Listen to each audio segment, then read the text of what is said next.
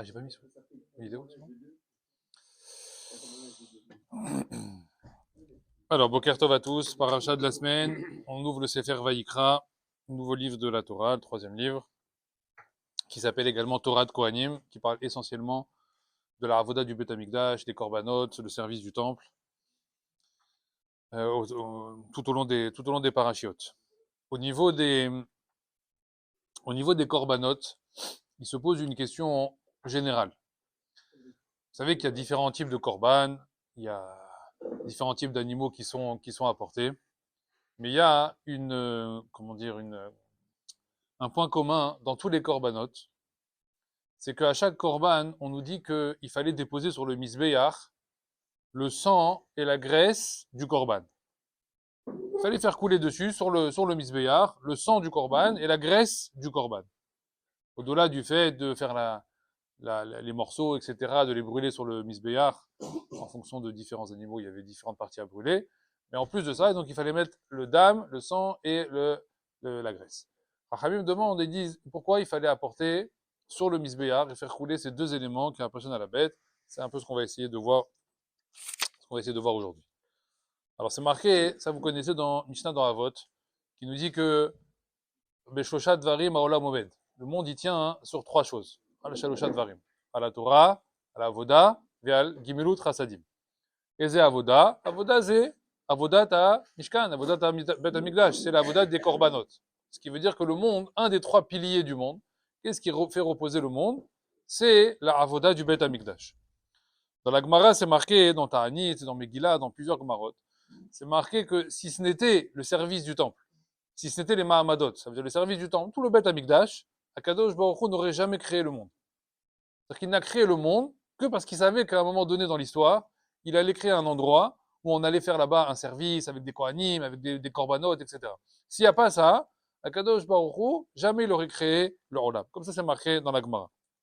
Rashi, il dit là-bas sur place, il dit que s'il n'y avait pas les Korbanot, si les Korbanot n'avaient pas donné au Ham Israël, le Ham Israël n'aurait jamais pu perdurer. Il aurait disparu depuis très longtemps.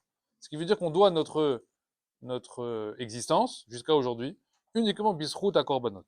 Alors il faut essayer de comprendre qu'est-ce qu'il y a dans tout ce service qui est quand même, nous on a du mal à l'imaginer aujourd'hui, parce que ça fait déjà 2000 ans qu'on n'a plus le Beth Amikdash, mais il ne faut pas oublier que la vie centrale d'un juif, le ikar d'un juif, c'était le temple en fait. D'accord? Qu'est-ce qu'on faisait toute la journée? On n'avait que des réflexions par rapport au Beth Amikdash quand il y avait le temple. Le korban à amener, le korban à sortir, les purifications, les tumot, etc. Amener le maaser, amener les trumot maaserot, consommer Yerushalayim, etc. Tout était par rapport, en réalité, toute notre vie, du matin au soir, du premier jour de l'année jusqu'au dernier jour de l'année, n'était dirigée que par rapport au Beth Amikdash. Donc aujourd'hui, on a plein de choses dans la vie. Hein, on a plein d'affaires, le travail, les enfants, la famille, etc., les vacances. Les Chachamim me disent qu'à l'époque, tu n'avais pas le temps de ça. Il n'y avait pas le temps, parce qu'en réalité, tout ton temps, il était consacré uniquement à penser à tout ton service que tu devais faire, même en tant que, non, pas forcément un Kohen, le Kohen, alors lui encore plus le Kohen. Le Kohen, il est au Beth Amikdash toute la journée du matin au soir, ce Kohen, hein, voilà. Du matin au soir, Lévi pareil, d'accord, ils bougent pas de là-bas, c'était leur maison, ils rentraient une fois par semaine, et c'est encore pire, c'est-à-dire que nous, en réalité, on était à l'extérieur. Mais pareil, même si on était à l'extérieur, on devait penser sans arrêt. Une bête qui était la première, le maaser, etc., un truc, il fallait la nommer, après il fallait la porter. Il y avait tout une réflexion sans arrêt par rapport au temple. Ah, les bikurim, faudra que j'apporte ça plus tard. Ah, la troisième année, ah, les fruits de Orla. Ah, ça s'arrête jamais en réalité. Toute l'année, elle était jongée que par rapport au temple. On nous a enlevé le temple. Eh ben, qu'est-ce qui reste? Plus rien, en fait. Donc nous, on croit qu'on a des vies bien remplies. Il faut pas se leurrer. On a des vies complètement rec. Il n'y a rien dedans à l'intérieur. La vie des Juifs qu'on mène aujourd'hui, c'est pas une vie de Juif en réalité. C'est pas une vie de Juif au sens propre où Akadosh Baruch Hu, il avait créé le monde pour ça. Donc aujourd'hui, il nous manque quelque chose d'essentiel. La question qu'il faut comprendre, c'est qu'est-ce qui se cache derrière les corbanotes? Qu'est-ce qu'il y a de si extraordinaire dans les corbanotes, dans tout le service du temple, pour qu'Akadosh Baruch Hu nous dise que le monde, je l'aurais pas créé si j'avais pas fait les corbanotes. Alors déjà, d'où ça vient? D'où ça vient les corbanotes? Il y a une grosse marloquette très connue. C'est une marloquette qui est méfoursam dans les corbanotes entre Maïmonide, le Rambam, et Ramban, Nahmanide. Ils se sont un petit peu disputés, on va dire ça comme ça, sur la raison, le ta'an des corbanotes. Rambam, vous le connaissez, on l'a souvent dit, c'est plutôt quelqu'un de assez terre à terre, cartésien, assez pragmatique, d'accord. Il n'est pas comme ça dans l'ésotérisme ou dans la, même si évidemment il connaissait, mais en tout cas quand il parle de halakha, il rentre jamais quasiment dans ce qui est Kabbalah, dans ce qui est mystique, etc. Donc lui, il nous dit comme ça. Il nous dit, les Juifs, ils sont sortis d'Égypte au moment de la sortie d'Égypte, du Yetziat Mitzrayim. Le Rambam, il dit ça dans Moreh Nevuchim, dans le Guide des Égarés. Il dit quand les Juifs, ils sont sortis d'Égypte, autour d'eux, ils avaient d'autres peuples. Ils avaient traversé déjà d'autres régions, hein, depuis Avraham Avinu. La Chaldée, il y avait les Égyptiens, etc. Et tous ces peuples-là, qui avaient autour d'eux, ils vouaient un culte aux animaux.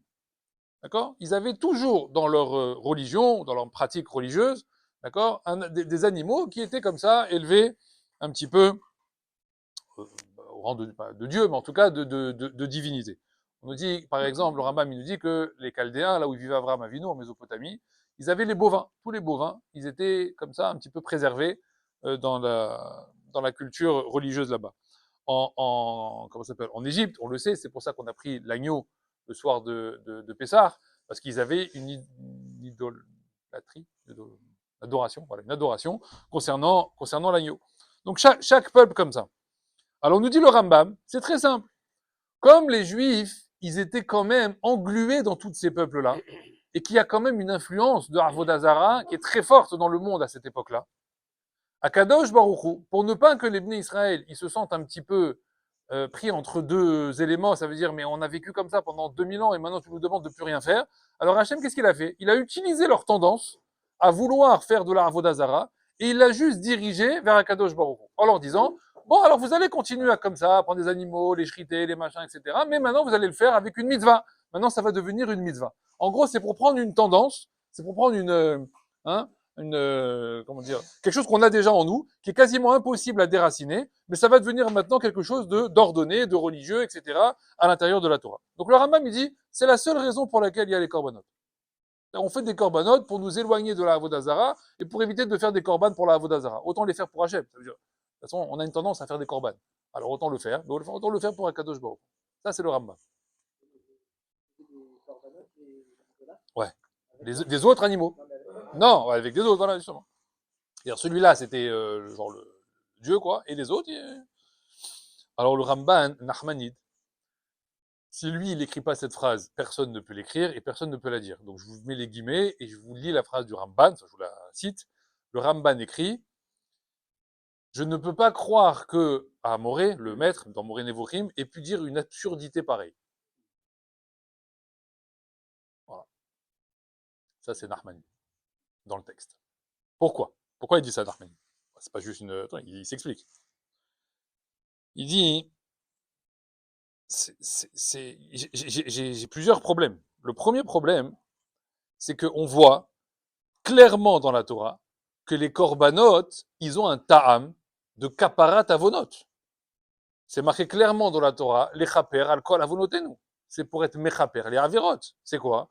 Un homme, il a fauté avec la pensée, avec l'action, avec la parole. Alors il prend l'animal, il va mettre ses mains dessus, il va faire le vidouille et il doit se considérer comme si c'était lui l'animal.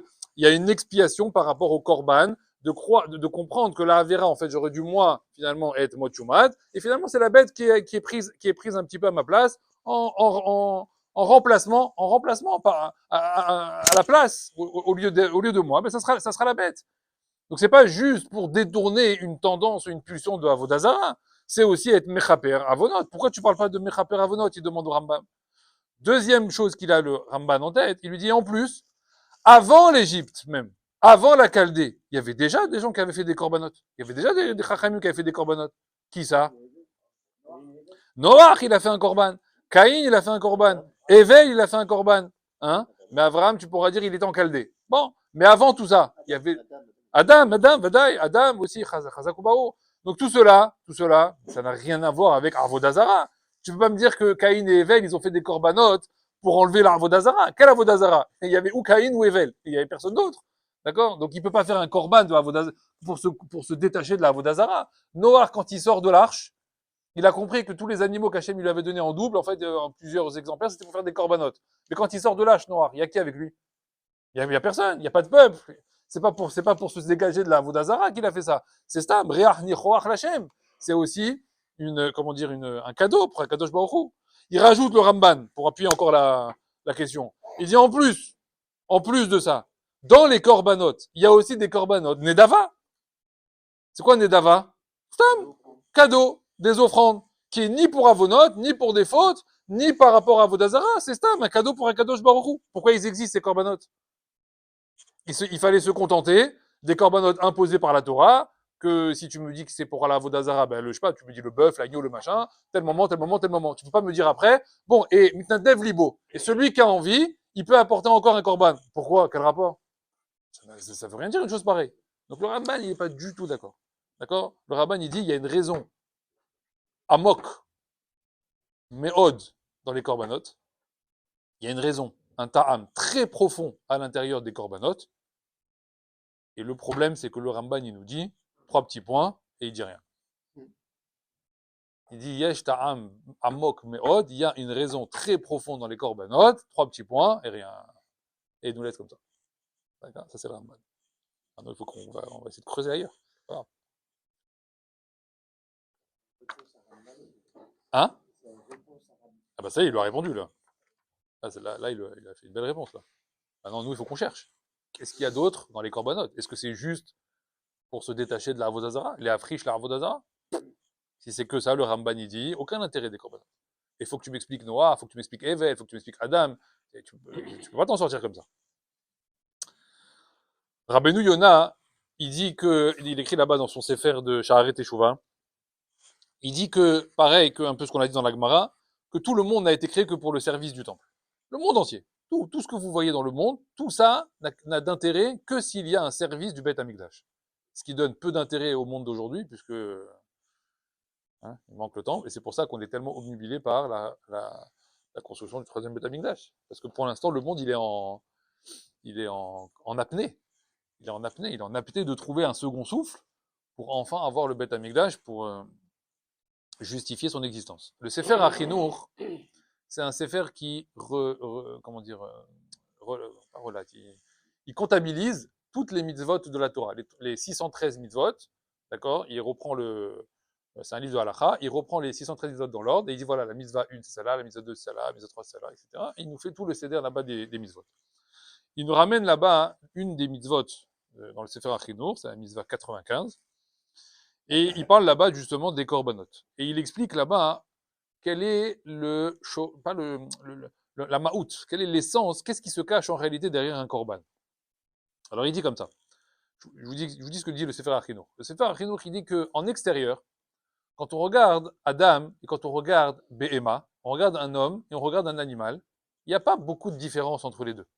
D'accord? Dans les éléments qui leur sont imposés par leur constitution, finalement, on fait un petit peu les mêmes choses. On doit se nourrir, on doit aller aux toilettes, on doit dormir, on doit se battre pour manger, etc. L'homme et l'animal, finalement, ils ont un petit peu le même fonctionnement, entre guillemets, sur Terre. D'accord? Même si, visuellement parlant, peut-être qu'on se détache un petit peu, quoique pour certains, non? Mais a priori, on se détache un petit peu. Alors, il demande le Sefer Achinour, il dit, qu'est-ce qui différencie alors un homme d'un animal? Alors, vous allez me dire, certains disent la parole, mais en réalité, les animaux, ils ont un langage. C'est juste qu'on le comprend pas. D'accord? Alors, donc ça peut pas être ça. Ça peut pas être le langage qui détermine la différence entre l'homme et l'animal. D'ailleurs, on nous dit dans la Gemara que Shlomo HaMelech, il connaissait tout le langage des animaux, des oiseaux, etc. Il les entendait parler, et il disait avec eux, comme ça, il a dit comme ça, etc. Il entendait mettre le langage des animaux. Donc il y a un langage qu'on comprend pas, mais il existe. Donc c'est pas le langage. Le Sefer Achinour qui dit la différence qu'il y a entre les deux, c'est uniquement le sechel, c'est uniquement le da'at. Les animaux n'agissent que par instinct, ils sont programmés pour réagir en tout cas d'une certaine manière dans une certaine situation. Et l'homme, lui, il a quoi? Il a un sechel. Ça veut dire quoi? Que dans deux situations identiques, l'homme, il peut avoir deux réactions différentes. D'accord? En fonction de sa réflexion. Des fois, je vais te crier dessus, tu vas rien dire. Des fois, je vais te crier dessus et tu vas t'énerver. D'accord? Maintenant, crie sur un animal, crie sur un lion, bah, il va te bouffer. Et crie sur un lion le lendemain, bah, il va te bouffer aussi. D'accord? Il y a pas. Si tu m'attaques, je t'attaque. C'est comme ça. Je peux pas rester insensible à ce que tu es en train de me faire. Pourquoi? Je suis programmé comme ça. Je sens que c'est un danger, je me défends. Mais toi, tu vas analyser. Des fois oui, des fois non, etc. Donc là, ce qui différencie l'homme de l'animal, c'est quoi? C'est le da'at. C'est pour ça que dès qu'on termine les shvachot d'Akadosh Baruch Hu, d'accord, dans la Hamida, tu es Dieu grand, Agadol, etc., on a terminé. La première bracha qu'on lui fait, c'est quoi? Ata honen la adam da'at. Toi, Akadosh Baruch Hu, tu donnes à l'homme Adam, qu'est-ce qui s'appelle Adam? C'est Da'at. C'est uniquement quelqu'un qui a du Da'at. Rachamim me disent que c'est pour ça que dans la paracha, c'est marqué là-bas, Adam qui yakriv mikem. Un homme qui apportera un korban. C'est le deuxième verset de la paracha. Pourquoi tu me parles là-bas de Adam? D'habitude, quand tu me parles d'une mitzvah dans la Torah, tu mets toujours Ish ou Isha. Ish qui fait ça, Isha qui fait ça. Pourquoi ici tu me parles de Adam? Quel rapport avec Adam? Rachamim dit parce qu'on parle ici de Adam dans le sens sikhli, dans le sens Da'at, dans le sens de quelqu'un qui a de la réflexion. D'accord? Donc, pour amener un korban, il faut que tu sois revenu à ton état de j'ai fait une bêtise. Hachamim me disent, je sais faire achino, qu'en réalité, un homme qui a fauté, c'est un homme qui a fait preuve de quoi? De choser da'at. C'est quoi? De manque, justement, de discernement. C'est ça, la avera. Mais c'est la avera. Hachem, il t'avait dit non. Et toi, qu'est-ce que t'as fait? Eh ben, t'as fait oui. Et après, tu t'es rendu compte que, ah ben, finalement, le oui, ben, maintenant, je suis haïf hatat, maintenant. Ben, je voulais allumer la lumière Shabbat, et maintenant, je dois amener un korban. Oui ou non? D'accord? Je vais faire expiation. Expiation de quoi, en fait? Tu vas faire expiation de quoi? La première chose qui t'a trompé, en réalité, c'est quoi? C'est uniquement ta réflexion.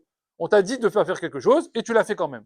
C'est pour ça que la première faute du premier homme, elle va être liée avec un arbre qu'on appelle le Hetz Da'at.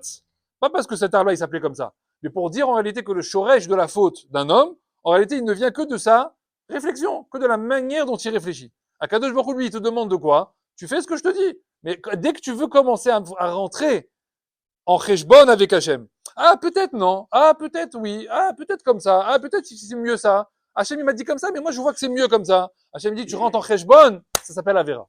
Tout de suite. Et une fois que tu fais ça, Rachamim me dit, ça veut dire que tu as été battel en réalité. À cause de ton da'at, tu as tout annulé. Comment tu es devenu à ce moment-là? Tu es devenu BMA. Parce qu'en réalité, tu n'as pas fait preuve de da'at, en réalité. Le da'at, normalement, il aurait dû te servir à quoi? À avoir assez de force pour te dire, Akadosh Baruch Hu, ce qu'il veut, hein, je mets mon da'at de côté, je fais ce qu'Hachem me demande. C'est pour ça qu'on dit là-bas, dans une des 3 phrases du samedi après-midi, Adam ou BMA, Toshia Hachem. L'homme et la bête, ils vont être libérés, sauvés par Akadosh Baruch Hu. Pourquoi tu mets Adam et BMA ensemble? Quand tu mets Adam et BMA, la BMA, elle agit par instinct. Tout ce qu'Hachem lui demande, elle fait. Alors, Hachem me dit, regarde ce qu'il fait l'animal. Hachem, ce qu'il lui demande de faire, il fait. Et pourquoi toi, quand je te demande de faire quelque chose, tu fais pas? Tu veux te comporter mieux que ça? Ça veut dire qu'en fait, en réalité, ton da'at, il est le premier élément qui te fait rater. Donc, la réparation, c'est quoi? Tu prends un animal, il dit le Sefer Achino, tu l'amènes sur le korban, sur le misbéar, tu shrites l'animal pour faire montrer à Kadosh Baruch Hu que quoi? À la base, je me suis comporté sans da'at. Oui, j'ai fait un peu n'importe quoi. Maintenant, je vais récupérer mon da'at de Adam, Adam qui a kriv mikem, et je vais faire ta volonté. C'est ça qu'on demande à un homme. Comme ça, il explique le Sefer Achino. Maintenant, l'origine de Inyan de Korbanot.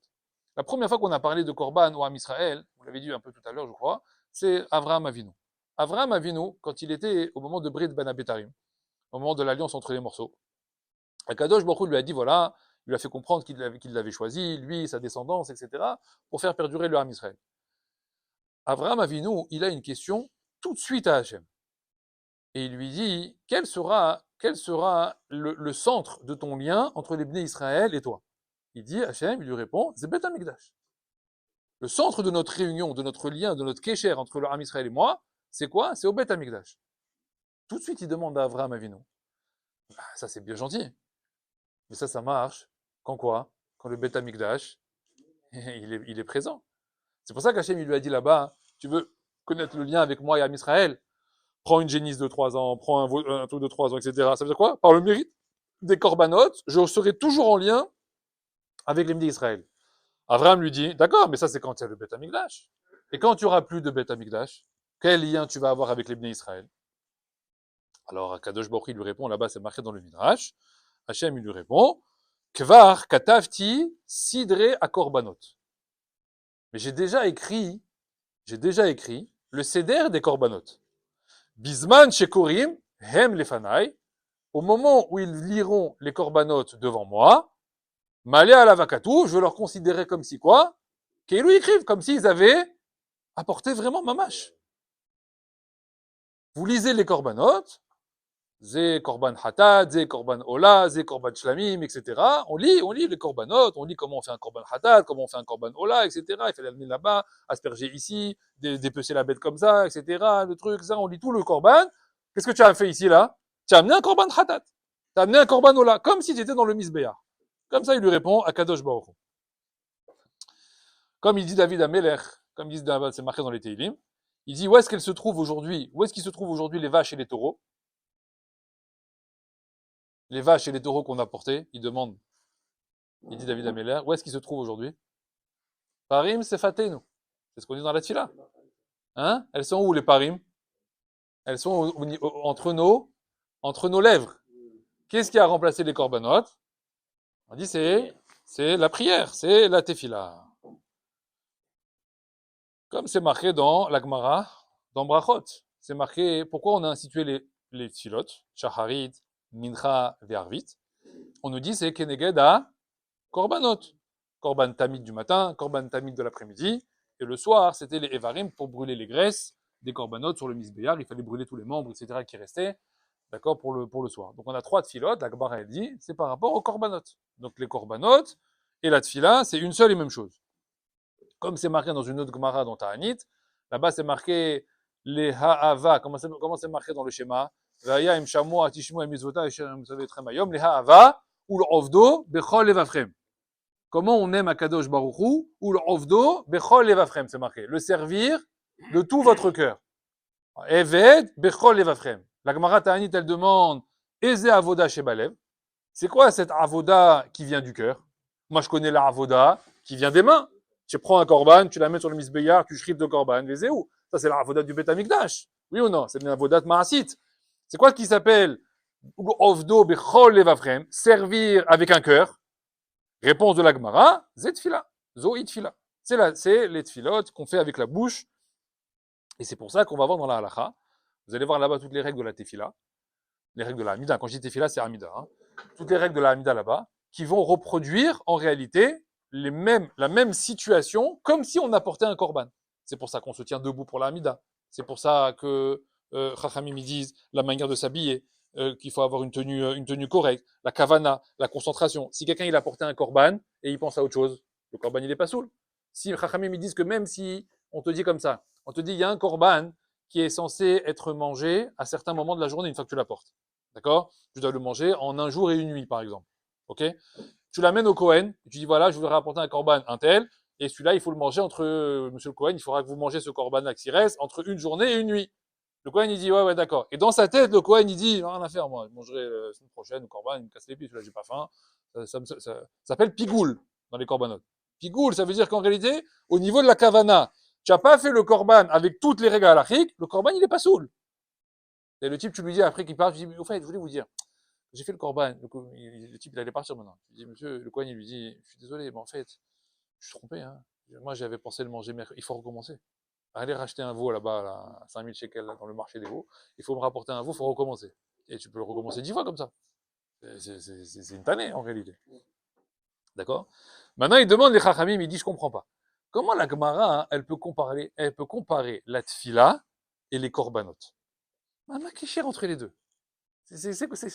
Les korban, on dit une phrase comme ça. Qu'est-ce qui remplace aujourd'hui les korbanot? C'est la tfila. Mais quel rapport entre les deux? Il n'y a aucun rapport entre les deux. Mieux que ça, Chachamim me disent, est-ce que vous savez combien de temps ça prenait pour amener un korban? Combien de temps ça prenait pour amener un korban? Déjà, on ne pouvait pas faire un korban chez soi à la maison, le type il habite Haïfa.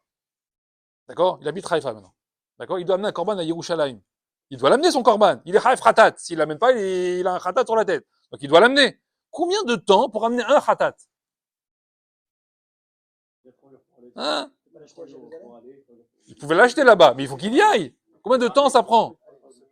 Je sais pas, aller, retour, j'en sais rien. Ouais, peut-être une semaine, je sais pas. Et quoi, tu prends une semaine de congé. Pourquoi? Pour un shogeg de Shabbat. Un shogeg. Pas un mésid. Un shogeg. Ça veut dire, le type, il a fait un truc comme ça dans son plat. Le type, il a dit, tu fais quoi là? J'ai fait ça. Mais c'est trié, ça. C'est bon. Ah, je savais pas. C'est ça, trié? Ouais. Mais ça s'appelle shogeg. Tu viens de faire melachab et shogeg. Ah, ben, qu'est-ce que je dois faire? Ben, tu vois, le veau, là? Ben, il faut l'amener à Yerushalayim. Hein, Motsai Shabbat, une semaine de congé. Je vais pas recommencer toutes les semaines. Ça, c'est que sur Shabbat. Et combien de shogeg il y a dans la Torah? Il y a des shogeg dans plein de. Et après, il y a Hacham. Après, j'ai vraiment fauté. Après, il y a tous les korbanot, des shlamim. Puis il y a les fêtes, Shalosh Regalim, etc. C'est pour ça que je vous dis, on se rend pas compte, c'était quoi la avoda d'un juif à l'époque du temple. Non, c'est que tout le monde, en fait, venait habiter à Yerushalayim. C'est bon, c'était une tannée. C'est pour ça que tout le monde voulait habiter à Yerushalayim, le plus proche possible du temple, par le moins de temps possible. Tu connais les juifs, ils essaient de négocier. C'est pour ça que si vous voulez investir dans une maison, quand le temple il va être construit, il faut habiter le plus proche possible du Beth Amikdash. Vous voulez investir, il faut acheter une maison des Arabes, là, qui est juste derrière. Quand ils vont partir, on pourra prendre la maison là-bas qui est... Hein? Non, ça veut dire, c'est pour t'expliquer que ça veut dire que ça sera plus rapide en tout cas. Mais là-bas, il y aura marqué, il y aura plus de Satan, il y aura plus de... Bon. En tout cas, on nous dit quoi? On nous dit qu'on voit que les corbanotes, c'était une tannée en réalité. C'était très compliqué, c'était très long. Béhémet, combien ça prend une fila? Combien ça prend une amida? 4 minutes. Amida. Combien ça prend amida? Au mieux, le top, le hassid. Le hassid de la choule. 7 minutes. Le hassid de la choule, combien? 6-7 minutes? C'est pas moi qui fais la comparaison, c'est la Gemara. C'est ma question. C'est ma question. C'est comment la Gemara, elle peut te dire Tefilot, Tiknou, que Korbanot. Makara, quel rapport entre Tfila et Korban? Ça n'a rien à voir. Du mieux que ça, les Korbanot, est-ce que je pouvais les apporter à Tel Aviv? Il fallait que j'aille jusque là-bas. Maintenant, moi, je suis au Mexique maintenant. Je suis au Mexique, ouais. J'ai envie de faire Yehiratzon Hachem, une fila Hachem. J'ai le droit? Ce que je veux? Babaya. Je peux la faire où je veux. Ken? Voilà, c'est tout, ça suffit. Mets-toi à Haïfa, prends ton taureau, tourne-toi vers Jérusalem et shrite le taureau. Non, Hachem il dit non. Non. Tu l'amènes jusque là-bas. Tanné. Te faire compte fila, c'est comme Corban. Quel rapport comme Corban? Ça n'a rien à voir avec le Corban. Ça n'a strictement rien à voir. Ni ça prend le même temps, ni je peux le faire où je veux, etc. Aucun rapport.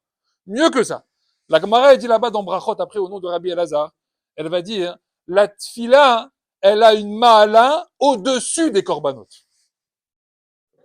Ça va renforcer notre problème. La tfila, elle est les ma'ala mina korban. Au-dessus des korbanot. Ce qui veut dire que quand je fais une amida de 6 minutes 32, j'ai plus fait que amener un taureau à l'époque du Beth Amikdash au Kohen Gadol. Et où j'ai mis une semaine, je me suis galéré, j'ai payé 10 000 shekels le taureau, etc. Et peut-être j'ai payé 2 taureaux parce que l'autre s'est trompé de korban, etc. Tanné. Voilà. Ici, ça m'a rien coûté, Michel. Oui, c'est ce qu'il m'a demandé ici. C'était au moins une difficulté en moins. Ouais. T'as raison, c'est 4 semaines de voyage. C'est pour ça qu'on dit que les meilleurs businessmen à l'époque du temple, c'est ceux qui vendaient les taureaux et les vaches en bas du Beth Amikdash. Ils avaient des stands. C'est les meilleurs, ceux-là. Ou alors ceux qui vendaient les fruits là-bas. Ouais. Pour ramener des pérottes, pour ramener des... C'est une horreur. 410 et 420, ouais, exactement. Pendant 830 ans, mais il y avait aussi le Mishkan Shiloh. Mais à l'époque du Mishkan Shiloh, le premier, on avait le droit d'apporter des corbanotes sur des bamotes. C'est marqué à d'autres endroits que Shiloh. Parce que c'était pas Yerushalayim. Dès que le temple il a été mis pour la première fois à Yerushalayim, on a interdit les olam, ce qu'on appelle les bamotes. Mishkan dans le désert, c'était que dans le Mishkan. De toute façon, on était que dans le Mishkan, de toute façon, on n'était pas ailleurs. Donc là, il y avait pas, ça se posait pas. Oui, mais ça se posait pas le problème. Le problème, c'était quand il y avait Mishkan Shiloh, où là, tout le monde était en Eretz Israël partout. On n'a pas imposé de venir forcément à Shiloh, on pouvait faire des korban un peu ailleurs. D'accord? Dans d'autres lieux. Mais dès que le Beth Amikdash a été construit à Yerushalayim, c'était interdit. Alors, Chachamim demande,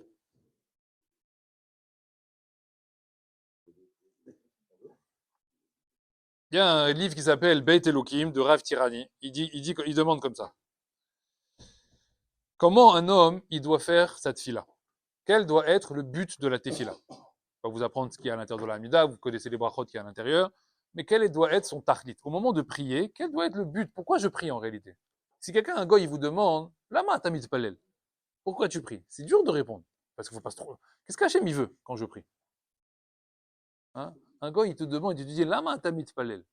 Toi, tu lui lis les textes de la Hamida, tu lui lis en français, il te dit, Lama tamid palel. Qu'est-ce que tu demandes dans la Hamida?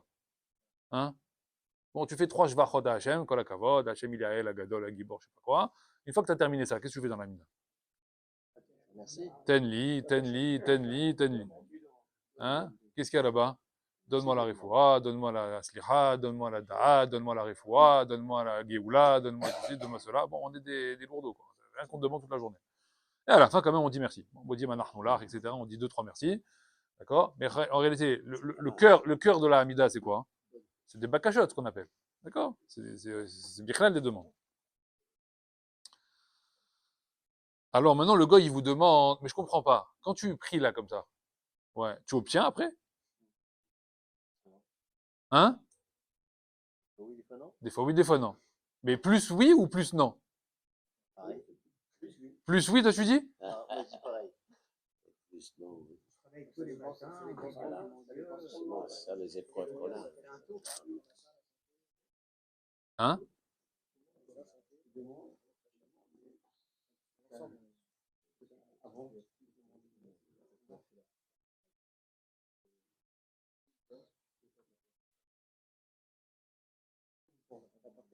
Alors, la question, elle est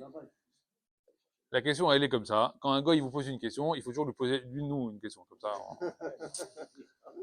Alors, Rav Tirani, il dit comme ça, il dit, si le gars, il te pose la question, demande-lui à lui, quel tfila lui, il fait à Dieu. Quand il veut prier Dieu, qu'est-ce qu'il fait? Hein, on parle d'un croyant, évidemment. D'accord? Comment lui, il prie Dieu? D'accord? Alors, la réponse, en fait, on l'a. Parce que nous-mêmes, on la donne, la réponse du goy. Et on la donne tous les jours, 3 fois par jour. Hein? Pas entendu? Non, ça c'est une bracha. Mais la bracha du goy, la tfila du goy, elle est dans le Alenu les Shabéar.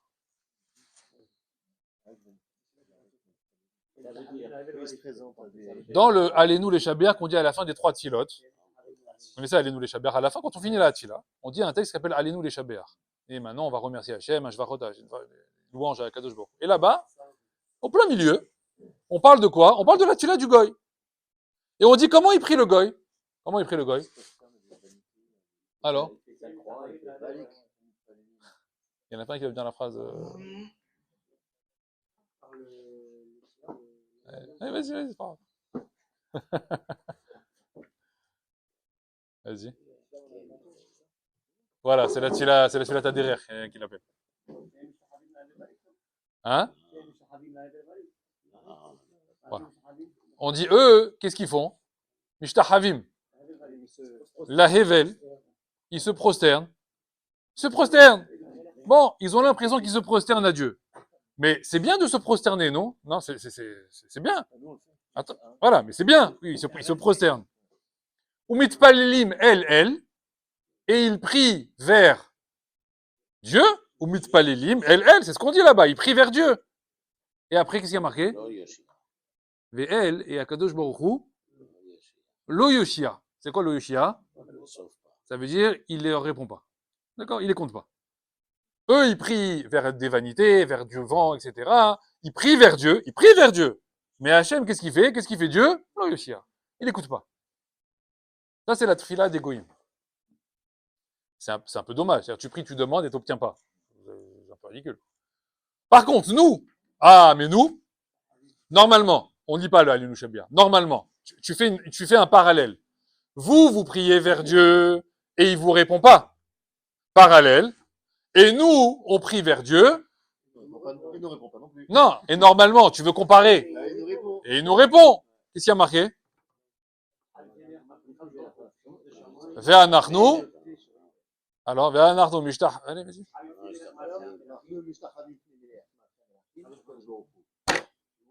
Ça y est.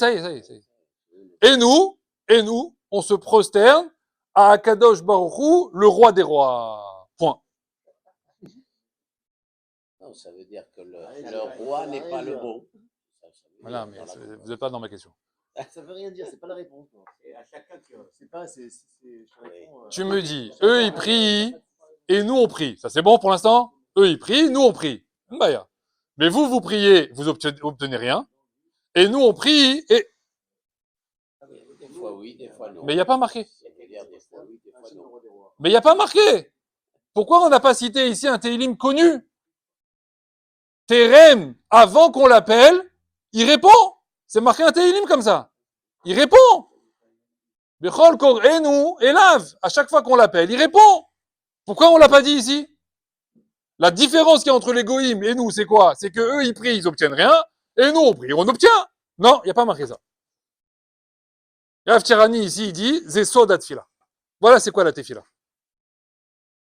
Et là, il nous cite un concept et un yesod. Si on n'a pas compris ce concept, on n'a rien compris à la tefila. Écoutez bien ce qu'il dit. Je vous fais la conclusion parce que c'est un peu long. Phrase de conclusion, il dit comme ça. Il dit, la tefila qu'on fait nous en tant que Yehudi, en tant que juif, elle n'est pas faite pour être exaucée de la tefila, elle est faite uniquement pour être prononcée. C'est où? Voilà. Je comprends pas. Je fais des tfilotes, et rien. Il te dira Rav Tirani. Et rien. Il y a rien derrière. Il y a rien derrière le rideau. Hein? Il y a rien. Il y a pas comment on dit? D'exaucement, de ta tfila. Rien à voir. Alors toi, tu vas dire, mais regarde, des fois j'ai prié, et j'ai eu, rien à voir, c'est l'okachour. Rien à voir. Ce que tu obtiens, c'est rien que Behesed Hashem. Ça n'a rien à voir avec ta tefila. C'est pas parce que tu pries que tu obtiens. La preuve, c'est que des fois tu pries et tu n'obtiens rien. Pourquoi? Il dit, pourquoi? Il dit pourquoi? Parce que il faut donner une tefila à Hashem. Et tu lui dis à Kadosh Baruch Hu, c'est toi qui détiens la parnassa. C'est toi qui détiens la refoua, c'est toi qui détiens Haïm, c'est toi qui détiens Maved, c'est toi qui mais en fait, c'est ça les bakashot. Les bakashot, c'est pas donne-moi Haïm, donne-moi Maved, donne-moi ceci, donne-moi cela. Parce qu'Hachem, il te dit, ça sert à rien, parce que ça n'a rien à voir avec ce que tu me demandes que je vais te donner. Ça n'a rien à voir. Aval, moi, je veux voir chez toi que quoi? Si je viens te demander, je te dis, dis-moi, toi, qui c'est qui détient la parnassa? C'est mon patron. Ah, tu as raté la tefila. Ah, c'est Hachem. Ah, voilà, tu as réussi la tefila. Qui c'est qui paye les factures? Bah, c'est moi. Ah, tu as rien compris la tefila. Qui c'est qui paye les factures? C'est toi, Hachem. Ah, voilà, tu as compris la tefila. Qui c'est qui guérit? C'est docteur Haddad. Ouais. Ah, c'est le docteur Haddad qui guérit. Ah, mais j'ai rien compris là-dessus. Qui c'est qui a guéri? C'est Akadosh Baruch Hu. Kenny Hashem Rofecha. C'est tout, Stam. C'est que comme ça. La bakasha, elle n'est pas faite pour obtenir quelque chose. Elle est faite juste pour quoi? Pour maintenir le lien. Que dans tout ce que tu as obtenu déjà, tu lui dis à chaque fois à Akadosh Baruch Hu, je sais que ça vient de toi. Je sais, Nvaya, Vadaï. Est-ce que nous, on est zoché de quelque chose? Bémet, on est zoché de quelque chose. On est mal et avérote du matin au soir. D'accord? C'est pas pour le peu de mitzvot qu'on fait, un peu bien par-ci, par-là, parce qu'on a mangé de matzah à Pessah, et un boulave à Sukkot, on a fait comme ça, qu'on va obtenir quelque chose. Oh non, on ne fait rien. Mieux que ça, Chachamim ils disent. Et heureusement que c'est comme ça. Que Hachem, il te dit, je paye rien sur terre. Donc c'est pas la peine de rêver. Il n'y a pas de sachar dans ce monde-là, de mitzvot. Il n'y a pas. Donc tu peux même pas croire en réalité que c'est parce que tu es un bon juif que tu obtiens quelque chose. Parce que tu as fait une bonne tefila que tu obtiens. Pourquoi? Parce qu'il n'y a pas de sachar dans ce monde. Il n'y a pas. Il n'y a rien. Je te donne rien en contrepartie d'eux. Alors pourquoi j'obtiens? T'obtiens? Ben chesed. J'ai un calcul, moi, là-bas, là au Bachamaim. J'ai des cheshbonot, j'ai des xérod, et je fais arranger les choses comme ça. Et des fois, je vais t'envoyer des événements qui vont susciter chez toi une envie de tefila. Et toi, tu vas croire que la tefila, elle a déclenché quelque chose. Ah, putain, ça n'a rien à voir. Ça n'a rien à voir. C'est juste un chiyuv d'être mitpalel. Et de faire quoi? C'est uniquement pour obtenir quoi? La achna'a devant un Kadosh Baruch Hu, que c'est lui qui a tout dans les mains. Ça veut dire tu pries, tu n'obtiens rien de toute ta vie, qu'est-ce que tu fais? Eh ben, tu pries encore. Mais j'ai pas obtenu, eh ben, tu pries encore. Ce qui veut dire qu'on peut dire, comme ça je vous l'avais dit déjà une fois, on dit comme ça, en tefila chav, il n'y a aucune tefila qui est en vain. Hein. Quelqu'un il vient et il a 75 ans maintenant. Il a 75 ans. Okay. 75 ans, a priori, on fait plus d'enfants à 75 ans. Oui ou non? Bon, 80 ans. Alors, d'accord? 80 ans. Ok, alors 150 ans, si tu veux. D'accord? Hachamim, ils disent, mais dans le monde, il y a une super tefila qui tefila la banim pour avoir des enfants. Alors celle-là, je la fais plus? Je la fais plus cette tefila? Parce que je peux plus avoir d'enfants, parce que j'ai plus cette idée-là d'avoir des enfants, etc. Ah, pitom. Mais ça sert à rien de demander quelque chose que j'ai pas besoin. Mais Chachamim, ils disent, tsarich le itpalel. Il faut faire cette tefila. Cette tefila, elle a un besoin d'exister en réalité. Pas pour obtenir. C'est-à-dire que si tu t'arrêtes de faire des tefilotes pour certains éléments que tu n'as plus besoin, c'est-à-dire que tu as vécu toute ta vie avec l'idée que la tefila te déclenchait une obtention de quelque chose. C'est une erreur en réalité. C'est une erreur. Tu dois prier pour des choses qui n'ont rien à voir avec toi. Rien à voir. T'es déjà marié? Prie pour le mariage. T'as plus d'enfants? Prie pour les enfants. Mais alors, à quoi sert cette tefilot? C'est là que la Gemara elle intervient. En tefila tchav. La tefila que tu fais toi, Hachem il la récupère, il la donne à quelqu'un d'autre. Putain, il l'attribue à quelqu'un. Elle va me permettre de donner un enfant à quelqu'un d'autre, etc. C'est bon, ça. Mais pour toi, rien. Et c'est peut-être un ricochet comme ça. Donc des fois, en réalité, Chachami va te... Des fois, toi, tu vas prier. Et imagine maintenant, on va prendre un autre cas. Quelqu'un, il a 30 ans, on va dire. Il veut des enfants, il n'a pas d'enfants. Il prie pour des enfants, et il a des enfants. Qu'est-ce qu'il va dire? La tfila, elle m'a pris à obtenir des enfants. C'est faux. Peut-être c'est la tfila de quelqu'un qui est au Mexique là-bas. Hachem, il a fait un transfert de tfila. Voilà. Il t'a donné la tfila de quelqu'un, mais t'as la tienne, rien du tout. On ne sait pas comment ça marche. Mais la tfila, c'est quoi en réalité? Rien que mitpalel. Rien que akna'a. Rien que nifne melech malcha melachim akadosh baruch. C'est uniquement ça. Okay, tu t'adresses. Quand tu as l'impression d'avoir un besoin. Hachem, toi, ça veut dire pour lui montrer que qui détient cette chose? Qui détient la possibilité de cette chose? C'est toi, Akadosh Baruch Hu. Maintenant, je n'ai pas la chose. J'arrête de prier. Hachamim, ils disent, Moshe Rabbeinu, il savait qu'il n'allait pas rentrer en Eretz Israël. D'accord? C'est une gzera à Katouv qui est marquée dans le sang. D'accord? Moshe, tu ne bougeras pas d'un pouce, tu rentreras pas en Eretz Israël. Lama tamit palel. Pourquoi tu pries? Ça sert à rien de prier. Pourquoi tu continues à prier? Et une fois, et 2 fois, et 3 fois, et 4 fois, et 5 fois, et 6 fois, et 100 fois, et 200 fois. Mais tu rentreras pas. Tu comprends ça? Tu rentreras pas. Hachamim, ils disent les Baal à Moussa, que Moshe Rabbeinu, sa meilleure tefila, c'était quand il savait pertinemment qu'il allait pas être exaucé. C'est ça une vraie tefila. Parce qu'il savait maintenant que cette tefila-là, elle était netto. Elle était les Shem Shamaim. Rien que pour Akadosh Baruch Hu. Mais il savait qu'elle allait pas déboucher sur l'obtention de la chose. Seulement nous, on est des grands personnes qui exigent, en fait. On exige dans la tefila. Alors, Chachamim disent qu'on fait une grave erreur de transfert de Mida entre la tfila et le Limud Torah. Dans la tfila, Chachamim disent qu'il faut avoir une attitude de Nekeva. Pas au sens péjoratif. Hein. Mais Nekeva, femme, ça veut dire en mode Mekabel, soumission. Je reçois Achna'a, je tends la main, comme c'est marqué là-bas comme Dalim qui chomer à la ptachot, comme un pauvre qui demande aux portes, etc. Chachamim disent Nekeva. Quand on étudie la Torah, il faut l'étudier comment? Kezachar, c'est quoi Kezachar? Kebaal. Ani cholet à la Gemara, ani cholet à la limoud. C'est moi le patron du limoud, c'est moi. Je suis actif. C'est moi qui décide. Là oui, là non, etc. Je suis mitla avout. J'ai de la ferveur en moi. Hachamim disent, on fait exactement le contraire. On fait une tefila Kezachar, on exige, on vient devant Hachem, hey, ma parnassa, hey, j'ai pas d'enfant, hey, j'ai pas de mari, hey, j'ai pas de femme. Je suis là. Je me dis, c'est Ani à la ptachim, ça. Est-ce qu'un Ani rentre chez toi à la maison, tu as date, et où sont mes 100 euros de la semaine, là? Tu as un Ani, il te fait ça, que tu lui dis. Il est fou, celui-là. Il est pas bien, je lui donne rien, celui-là. Mais nous, on fait la tila comme ça. On exige, on est des d'Akadosh Baruch Hu, Hachem, il donne rien.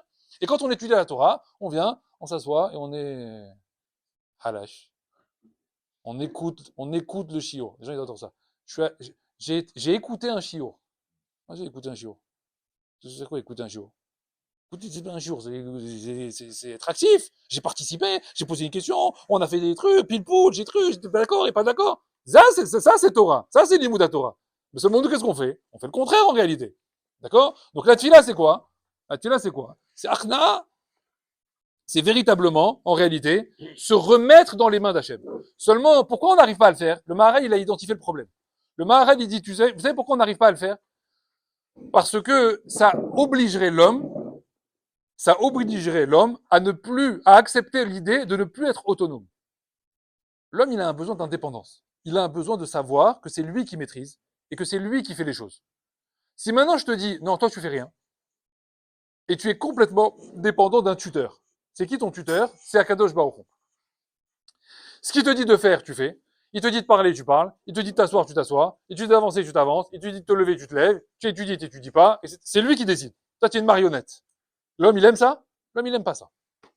D'où ça vient ça? Depuis petit. On le voit. Depuis petit, les bébés, quand ils commencent à grandir, ils veulent manger tout seuls. Je prends la cuillère tout seul. Je veux m'habiller tout seul. Je veux me laver tout seul. C'est quoi ça? C'est une volonté rapide de vouloir être autonome. J'ai pas besoin de toi. J'ai plus besoin de toi. Je peux marcher tout seul. Je peux m'avancer tout seul. Je peux marcher tout seul. Dans la rue, hop, je lâche ta main. Pourquoi? Parce que je peux me débrouiller tout seul. Voilà à quoi on ressemble. On ressemble à un petit enfant qui vient à peine de commencer à marcher, qui veut marcher dans la rue et qui voit pas en réalité les sakanotes qu'il y a autour. Il voit pas les voitures, les machins, les bus, etc. Lui, il sait que moi, je marche tout seul. J'ai pas besoin de la main de maman, j'ai pas besoin de la main de papa. Mais le papa, lui, qu'est-ce qu'il voit? Il sait que son fils, s'il le lâche dans la rue, il va lui arriver des bricoles. Parce qu'il voit pas les chiens, les voitures, etc. Il va se faire éclater. Donc, qu'est-ce qu'on fait? On vient et on tire l'enfant. Des fois de force. Parce qu'on voit qu'il commence à s'égarer. Hachem, c'est autant d'avoir, Ethan. C'est la même chose avec nous. On est des enfants en réalité qui veulent lâcher la main d'Akadosh Baruch Hu sans arrêt. Et on veut être autonome. C'est bon Hachem, lâche-moi, laisse-moi. Ça va, je peux me débrouiller tout seul. Ça va, je peux aller à tel endroit et ne pas fauter. Ça va, je peux aller en vacances à tel endroit. Ça va, je peux ne pas aller à la Tila. Ça va, je peux ne pas aller au Limoud. Je peux me débrouiller dans la vie. Hachem dit, tu me lâches la main? Tu me lâches la main? Mais c'est sakana. Sakana de Nefashot, tu es en danger en réalité. Non, c'est pas vrai, c'est pas vrai. Je m'en sortirai très bien. Et des fois, tac, on a un coup qui arrive. C'est quoi le coup qui arrive? C'est la main d'Hachem qui vient et qui nous rattrape. Et qui nous remet, qui nous remet à côté de lui. Mais ça va pas bien, non? Et après, on se prend un coup, on dit, ah, je comprends pas, j'ai pris une tarte, là, cette semaine, et ça sur la tête, et ça sur la tête. Comment c'est possible, ça? Pourquoi? Tout allait très bien. Je marchais. Mais tu voyais pas le danger, en réalité, arriver, là? Toi, tu le voyais pas, parce que tu es un petit bébé. Chachamim zeat tefilin. Ça, tu le gagnes dans la tefila. Achna'a lifnei Hashem. Tu n'as pas cette notion-là, parce que dans la tefila, tu es kezachar. Dans la tefila, tu exiges. Tant que tu exigeras dans la tefila, tu voudras te débrouiller tout ça dans la vie, et tu obtiendras des bricoles. Si maintenant tu es sans arrêt, au moment de ta tefila, en soumission devant un Kadosh Baruch Hu, Hachem, il n'a plus besoin de te tirer. Pourquoi? Parce que sans arrêt, tu es là en train de dire, non, mais si je fais ça, je fais des cheshbonot avec Hachem. Ça veut dire, si je fais ça, je sais qu'Hachem, là, ça va pas aller. Dans ce cas-là, je vais être en danger. Dans ce cas-là, ça va pas aller. Donc, tu sais déjà analyser ce qu'on t'a demandé. Tu vas pas essayer d'aller contre ça. Donc, on nous dit comme ça. On nous dit, quels sont les 3 éléments sur lesquels l'homme, il a un problème, entre guillemets, et qui pourrait le faire détourner de cette réflexion. Ça veut dire qu'il peut le faire chuter, qu'il peut lui faire erroner, qu'il peut lui faire une erreur en réalité par rapport à ça. Il y a 3 grands domaines, malheureusement, qui sont les 3 domaines à travailler, et qui sont justement ces 3 éléments-là dans lesquels on a des difficultés. Il dit le premier domaine, c'est l'argent, c'est la parnassa. On a toujours l'impression que l'argent qu'on gagne et la parnassa qu'on obtient, c'est moi qui l'ai amené la parnassa. C'est moi qui me suis levé à 6 heures du matin, c'est moi qui me suis couché à 23 heures, c'est moi qui ai amené tel client, c'est moi qui étais à tel endroit, c'est moi qui ai fait tel truc, tel contrat, etc. J'ai fait des efforts, c'est normal. Oui ou non? C'est dur à la fin du mois et de dire, moi, Ani City Club, j'ai rien fait. Ah, merci à Kadosh Baruch Hu, net au 100%, tout vient de toi. On a toujours envie de dire, même quand on le raconte à sa femme, etc. T'as vu, j'ai fait ça, t'as vu, Annie, j'ai fait ça, j'étais là, je lui ai dit comme ça au client, j'ai fait comme ça. Mais jamais on dit, rends compte, Ashgar pratique. Hachem, il a dit ça dans la bouche du client. Hachem, il m'a fait dire ça. Hachem, il a amené telle personne à tel moment. Il a fait sonner le téléphone à tel. Jamais il y a Hachem dans l'histoire. Ouais, il y a que Annie, l'autre, moi, Annie, l'autre, moi. Et Hachem, il est où Hachem? Non, il n'y a pas Hachem. Mais quand même, des fois, on va dire, bon, Todaraba, quand même, Hachem. Quand même. On est des religieux, ça veut dire on a quand même une notion. Mais Kloum, Ani à City Kloum, comment Ani à City Kloum? Et si je reste dans mon lit, moi, du 1er du mois au 30 du mois, il y a l'argent qui est rentré? Non, l'argent ne rentre pas. Donc tu vois bien que c'est de l'eau Ani City, c'est pas Ani à City Kloum, Ani à City quelque chose, maché ou au moins, quelque chose, non? Kloum! Hachamim, ils disent, tant que je n'ai pas arrivé à la mahala de dire que ta parnassa, Ani à City Kloum, tu as déjà un problème. Kloum! Tu fais rien dans ta parnassa. Tu obtiens rien. Il n'y a rien qui vient de toi. Ni de toi, ni du patron, ni du client, ni rien du tout. Tout n'est que Beyad Hashem. Tout ne vient que de la main d'Akadosh Baruch. Donc le premier problème qu'on a, c'est quoi? C'est la manière dont on gère au niveau parnassa, au niveau de l'argent. D'accord? De savoir, Bémet, d'où ça vient. Le deuxième problème qu'on a, c'est quoi? C'est sa santé. Brioute. Ses forces, sa vitalité. Ouais. Quand on est en bonne santé, on dit quoi? T'as vu, je fais attention, hein, on connaît les gens. Hein. Ah, moi, je fais très attention. Hein. Ah, moi, je mange bien les légumes. Moi, je fais attention à pas manger trop de graisse, pas manger trop de sucre, pas manger trop de sel, pas manger ceci. Et tu vois, je suis en bonne santé. Ah, donc tu crois qu'en réalité, parce que tu manges bien, alors tu es en bonne santé? Moi, je te montre des gens, ils mangent n'importe quoi. Ouais, c'est des tzadikim mourim, ouais, et ils sont pas malades. Et je te montre des gens qui font attention toute leur vie, et à 35 ans, ils meurent d'une maladie. Comment c'est possible, ça? Oui, parce que tu vas voir dans le rose, dans le comme ça, dans le nuage. Quand on fait attention à sa santé, alors c'est comme ça, et quand on fait pas attention à sa santé, alors c'est comme ça. C'est comme des axiomes. Mais c'est pas vrai tout le temps, en réalité. Qu'est-ce qu'il a mangé Rav Steinman toute sa vie? De l'eau, du pain et des olives. Vas-y. Tranche de pain le matin, tranche de pain le soir, un verre d'eau, vas-y. C'était comme ça. Rachitique comme ça. Ouais. Un médecin, il le voit, qu'est-ce qu'il lui dit? Ah, vous n'allez pas vivre longtemps. Hein. En réalité, vous pouvez pas tenir comme ça des années. Hein. À un moment donné, il faut manger. 105 ans? Aujourd'hui, on est préoccupé Comment on fait ça? Comment c'est possible une chose de pareille? trop manger que de ne pas manger. Ken, C'est ça vadaï, notre problème vadaï. aujourd'hui. J'ai déjà dit dans un autre cours, sur la semaine dernière ou la semaine d'avant, je ne me rappelle plus. J'ai dit, la nourriture, c'est ce qui va nous tuer en réalité. D'accord? C'est la nourriture qui nous tue. Nous, on croit qu'il faut manger pour être en bonne santé, mais c'est la nourriture qui nous tue. Moi, tu manges, je crois que c'est l'inverse. Surtout aujourd'hui, avec tout ce qu'ils mettent dedans, et mieux tu te portes. Mais en réalité, on croit que la brioute, c'est parce que nous, on fait attention. Ou parce que le médecin nous a donné le bon traitement. Hein, ah, j'ai un super médecin, moi.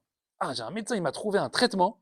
J'ai pris ça, et maintenant, je suis bien tout l'hiver. C'est incroyable, ça. Ani Hachem Rofecha, c'est marqué dans la Torah. Mia Rofé. Il y a marqué Ani Hachem Rofecha, Im Shutafut, Im Rofé chez Baaretz, en association avec les médecins qu'il y a sur Terre. Il y a marqué comme ça. Il y a marqué Ani Hachem Rofecha, Kloum, zéro, Shum Davar. Il n'y a rien d'autre. Il n'y a que moi, c'est moi le médecin. Comment on fait ça? Comment il appelait le Rambam, les Chachamim? Il les appelait les docteurs. Les vrais docteurs, c'est qui? C'est les Chachamim. C'est la Torah. C'est pas les médecins. Le Rambam, il a écrit un livre pour le sultan, Comment bien manger. Vous connaissez le livre du Rambam, hein, avec les carottes, les pois chiches, les machins, les oignons, et ça à tel endroit, et ça à telle heure, et ça cuit comme ça, etc. Pour enlever telle maladie, tel problème, etc. Le Rambam, il a fait un sefer comme ça entier, tous les aliments, légumes, fruits, etc. D'accord, quand il faut les manger, etc. Pour être en bonne santé. Il l'a offert au sultan à l'époque, quand il était conseiller du sultan en Égypte, je crois. Quand les juifs de la communauté, ils ont appris que le Rambam, il avait écrit un livre comme ça, ils lui en ont voulu. Il dit, je comprends pas. Il dit, t'as un livre comme ça, qui est... Nous aussi, on aimerait bien ce livre. Pourquoi tu ne le donnes pas à nous? Pourquoi tu ne l'as pas donné d'abord à nous? C'est des sodotes incroyables. Il a dit, ah, alors, vous voulez aussi que je vous écrive un livre? Le même? Vous voulez que je vous écrive? Il n'y a pas de problème. C'est arrivé le Rambam le lendemain, il leur a donné une feuille. Il y avait 10 lignes dedans. Alors, il me dit, mais non, mais tu as écrit un livre de 200 pages au sultan. Il dit, Ken, ça c'est pour les goïms. Ils n'ont pas Hachem dans la tête. Donc il faut au moins qu'ils se débrouillent avec les animaux. Aval, Anachnou, nous on a quoi? On a la Torah, Gdosha. Qu'est-ce qu'il leur a mis dedans là-bas? Il leur a mis Tzarich Lit Palel, Tzarich Lilmod Torah, Tzarich Mitzvot, Tzarich Mitzvot, Shabbat. Quel rapport maintenant? Quel rapport? Ani Hachem Rofecha. Akadosh Baruch Hu, c'est lui le médecin. Tant que vous ne comprendrez pas ça en réalité, ouais, alors vous tomberez malade. Vous tomberez malade. C'est comme ça que ça marche. Les mahalot, elles viennent pas parce qu'on sait ça ou ça ou ça. C'est parce qu'en réalité, on n'a pas conscience qu'on est Berna'at devant un Kadosh Baruch Hu. C'est uniquement pour ça qu'on tombe malade. Il y a une seule maladie. Vous vous rendez compte? Une seule. Exactement. Chachamim, ils disent que ça, c'est ni Hachem, ni rien du tout. C'est ta faute à toi. Netto, c'est quoi? C'est tu as attrapé froid parce que tu es sorti sans écharpe alors qu'il fait 4 degrés dehors. T'es un imbécile. Je suis. Il y a des appuis, il y a du vent, il y a du verglas et tu sors en t-shirt. Et après tu dis, j'ai attrapé froid. Ben oui, c'est normal. Mais tout le reste, non. Donc le deuxième, c'est quoi? C'est briout. Le troisième, c'est quoi? Là où on a un problème et qu'on a toujours l'impression que ça vient de nous-mêmes, c'est notre date. Quand on comprend quelque chose. Le date, l'intelligence. L'intelligence. Hein, quelqu'un, il est. Ah, j'ai compris ça. Ah, qu'est-ce que je suis fort. Waouh. Hein, t'es dans un shiur, même dans le Rouhani, je parle. T'es dans un petit shiur Torah, il y a 7-8 personnes. Le Rav, il a posé une question. Moi, je pense que la réponse est ça. Kol hakavod, Shimon, c'est exactement ça la réponse. La classe. J'ai compris la souga. J'ai compris, je peux la refaire, etc. Incroyable. Quel sechel, quel chacham. On va l'appeler Talmid chacham, chochma. Qu'est-ce qu'il a dit Shlomo Ameler? Qu'est-ce qu'il a dit Shlomo Ameler? Hi rechoka mimeni. Kol la Torah kula, pas la paradouma. Kol la Torah kula, rechoka mimeni. Toute la Torah, elle est restée loin de moi. On parle de Shlomo Ameler. Chacham Mikol Adam, le plus sage de tous les hommes. Il a compris enfin à la fin de sa vie qu'en réalité, toute la chokhma qu'il avait, c'était quoi? Ephes. Hevel, Havel, Avelim, Akol, Havel. Tout le monde n'est que vanité. Il n'y a rien en réalité. Chachamim me disent que ces trois éléments-là, la parnassa, la refoua et le da'at, eh ben en fait, on va les retrouver dans les premières brachot de la Hamida. C'est pour ça qu'on fait la bracha de Honena da'at, la berkat Hashanim, c'est la parnassa, la birkat Refaenu, c'est la bracha de la refoua. Pour nous dire en réalité là-bas que quoi? Quand tu as du da'at, c'est Honen da'at, c'est Hachem qui donne le da'at. Quand il y a la refoua, c'est Hachem qui décide la refoua. Quand il y a de la parnassa, c'est Hachem qui décide de la parnassa. Moi, je décide de rien du tout en réalité. C'est pour ça qu'avant Pessah, les maîtres ils nous disent qu'il faut lire 3 parachiotes avant Rosh Chodesh Nissan. Lesquels il faut lire? Parashat Shkalim, Parashat Zachor et Parashat Paraduma. Pourquoi il faut lire ces 3 parachutes-là avant le début de l'année? Parashat Shekalim, Zekesef, c'est l'argent, pour nous faire comprendre à quoi? Qu'en réalité, l'argent, ça vient d'Hachem, ça vient pas de toi. Ensuite, tu vas lire Parashat Zachor. Zachor, c'est la force, c'est la vitalité d'un homme, c'est la guerre. Qui c'est qui mène les guerres? Qui c'est qui obtient? Qui c'est qui est fort? Qui c'est qui obtient? Qui donne ça? Qui donne la vitalité à l'homme? C'est Akadosh Baruch Hu. Après, tu fais Paradouma. Paradouma, c'est le Sechel. Parce que c'est une loi qu'on ne comprend pas, c'est les Choukim, etc. Est-ce que l'homme, il comprend les lois? Est-ce qu'il ne comprend pas les lois? C'est des lois en fait, en réalité, on ne comprend rien dans toute la Torah Kula. Parce que la Torah, elle est amok, elle est très profonde. Donc, il faut que tu comprennes en réalité que ton Sechel, il ne sert pas à grand-chose en réalité. Tu vois, tu dois être au contraire, batel da'at. Tu dois annuler ton da'at. Ça, c'est Paradouma. Les 3 parachutes qu'on lit, une fois qu'on les a lus, qu'est-ce qu'on fait? Parachat Achodesh. C'est quoi Achodesh? Achodesh Azelachem, c'est Achidouche. C'est le renouveau d'un homme. Un homme, il peut se renouveler en réalité que quand il est passé par ces 3 étapes et qu'il a annulé en réalité son erreur de croire que c'est lui qui amène ces 3 choses-là. Ça s'appelle Achidouche Azelachem. Ça, c'est un Chidouche. Ça, c'est un renouveau qui peut repartir du bon pied. Il peut refaire Pessah, à Emouna. Il peut construire une base de Emouna sur ça. C'est ça, Pessah. Avant d'arriver à Pessah, on nous demande de faire ces 4 parachutes-là. Pour que tu comprennes qu'une fois que tu arrives à Pessah, tu as une base de croire que, de comprendre que, c'est quoi Emouna? Pessah, c'est Shoresh à Emouna. C'est l'endroit, c'est le berceau de la Emouna. Tu vas aller chercher la Emouna de quoi? Akol me'at Hashem. En on mi levado. Il n'y a rien à part lui. Et tout vient de lui. Mais seulement ça, il y a un travail de 4 semaines à faire avant. Il y a un travail de 4 semaines. Si tu ne fais pas ce travail de 4 semaines, dans ta parnassa, dans ta brio et dans ton da'at, tu vas arriver à Pessah en réalité, avec tes kochot à toi, avec ton état d'esprit à toi. Mais en fait, tu vas rien changer en réalité. Tu vas être le même, avant Pessah, après Pessah. Il n'y aura pas de renouveau. Pessah, il doit te servir à sortir de la fête de Pessah en disant quoi? Il n'y a rien à part lui. Moi, je n'obtiens rien. Quoi? Je n'ai pas entendu. Ça, c'est avant Rosh Chodesh Nisan. Parce que Chachamim dit que la Géoula de Pessah, elle commence à partir de Rosh Chodesh. Comme c'est marqué dans la Haggadah, Talmud Lomar, j'aurais pu croire que je mets le Maroc, que je commence à raconter la Haggadah à partir de Rosh Chodesh Nisan. Non, c'est au moment où la médecin est devant toi, donc à partir du 15. Alors, Avamina, d'où j'aurais pu penser que j'aurais pu commencer à raconter la Haggadah à partir du 1er Nisan. Réponse des Mefarshim, qu'en réalité, à partir du 1er Nisan, à Géoula Matril, la Géoula, elle commence déjà. C'est pour ça qu'il faut qu'on lit toutes les parachutes avant quoi?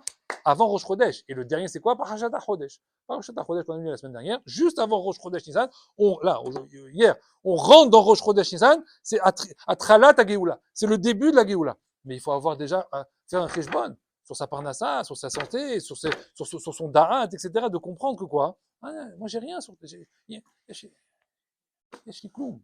J'ai rien sur moi, j'ai rien dans les poches. Ani dal, je suis un pauvre. Ani de Ifna Kadosh Baruch.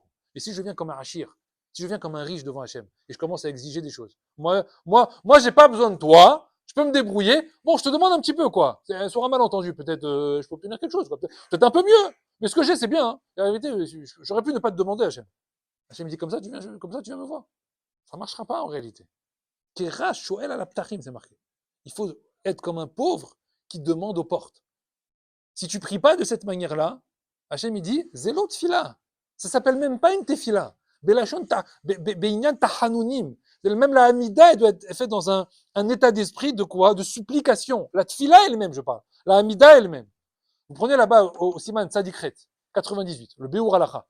Là-bas, dans le Beur Halacha, il écrit un truc, il écrit une phrase. Bémet, c'est pas la Halacha, mais il dit il faut être recherche quand même cette phrase-là de la Halacha. Beur Halacha, il dit au nom d'un posek, il dit si quelqu'un il a prié sa Hamida, pas dans un derer de Tahanoun, donc il a fait sa Hamida, mais normal quoi, Hachem, normal. Qu'est-ce qu'il dit Beur Halacha? Lo yetse dechova vetzarich lachazor. Il n'est pas quitté de sa Hamida et il doit recommencer la Hamida. La Chachamim ils disent ok, zélo halacha, parce que sinon le type il recommencerait 25 fois sa Hamida, d'accord, ça marcherait toujours pas, d'accord. Aval, il faut qu'on comprenne ce qu'il dit le Beur Halacha.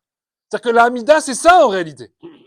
Être soumis devant un Kadosh Baruch. Comme il disait, j'ai entendu comme ça, Rav Sitruk, Shalom, à l'époque, il disait comme ça, il disait la racine de Tfila, c'est Pilel. Pilel, en hébreu aussi, la même racine, ça signifie un jugement. C'est comme un din, comme juger. Pilel, c'est aussi juger.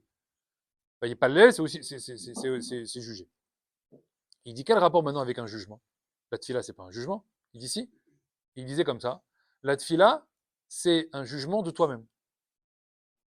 En fait, à chaque tefila, tu passes en jugement. Tu viens, c'est quoi? Tu te mets debout, etc. En fait, c'est quoi là? Tu es en train de faire quoi? C'est devant Dayan, devant Melech Malchem Melachim. Donc tu fais un jugement en réalité, mais de toi-même. Qui fait son propre juge? C'est toi. Hachim, il n'a même pas besoin de parler. Pourquoi? Hachamim, ils disent, tout dépend de la tsoura de ta tfila. C'est la manière dont tu vas prier qui va être ton jugement. C'est tout. C'est même pas les mots que tu vas prononcer. C'est la manière dont tu vas te présenter. Est-ce que tu vas faire attention à ta tenue vestimentaire? La manière dont tu t'approches, la manière dont tu vas te mishtahavé, la manière dont tu vas faire tes prosternations.